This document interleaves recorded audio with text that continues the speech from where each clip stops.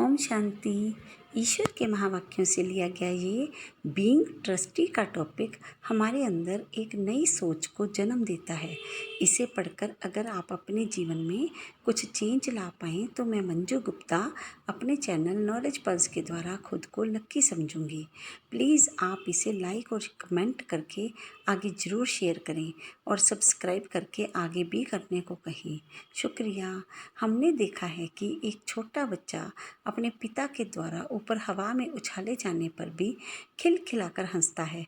वो सिर्फ इसीलिए ना कि उसको भरोसा है कि उसके पिता उसे नीचे गिरने नहीं देंगे। फिर हम ज्यों-ज्यों जीवन की सीढ़ी चढ़ते हैं त्यों-त्यों ईश्वर पर कम और खुद पर अधिक क्यों डिपेंड हो जाते हैं। अगर उसे कर्ण करावनहार कहते हुए भी उसे सब कुछ सौंपते ही नहीं तो कैसे एक ट्रस्टी की तरह जीवन को बेफिक्री से जिएंगे। जैसे एक नेक दिल राजा अपनी नींद न आने से बहुत परेशान होकर किसी संत को अपने महल में बुलाकर कहता है कि मैं अपनी जिम्मेदारियों से बहुत परेशान हूँ।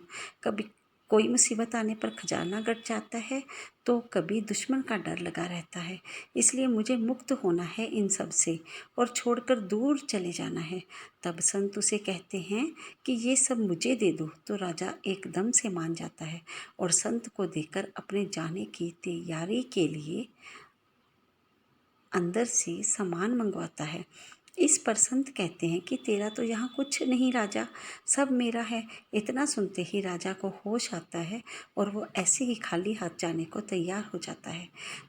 तब संत कहते हैं, राजा जाएगा यहाँ से तू नहीं मैं, पर ये सब मेरा है, इसका ध्यान तू रखेगा।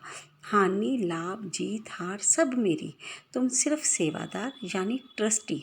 अब राजा वही सब जिम्मेदारी बेफिक्री से निभाते हुए बिना परेशानी के पूरा राज्य संभाल कर चैन की नींद सोता है। ईश्वर हमें वाणी द्वारा मर जीवा होने को कहते हैं, यानी जीते जी मर जाना। तो क्या हम उस ईश्वर को अपना कर्ता धर्ता बनाकर एक सेवक बनकर यानी होकर हर कर्म नहीं कर सकते, ताकि बिना बोझ के जीवन को जी पाएं और विश्वास की नैया चाहे हिलेगी डुलेगी पर डूबेगी नहीं। परमात्मा कहते हैं तू वो करता है जो तू चाहता है, होता वो है जो मैं चाहता हूँ। तू वो कर जो मैं चाहता हूँ, फिर होगा वो जो तू चाहता है। हम ईश्वर की याद की इम्पोर्टेंस अपनी अगली वीडियो में एक्सप्लेन करने की एक छोटी सी कोशिश करेंगे। ओम शांति।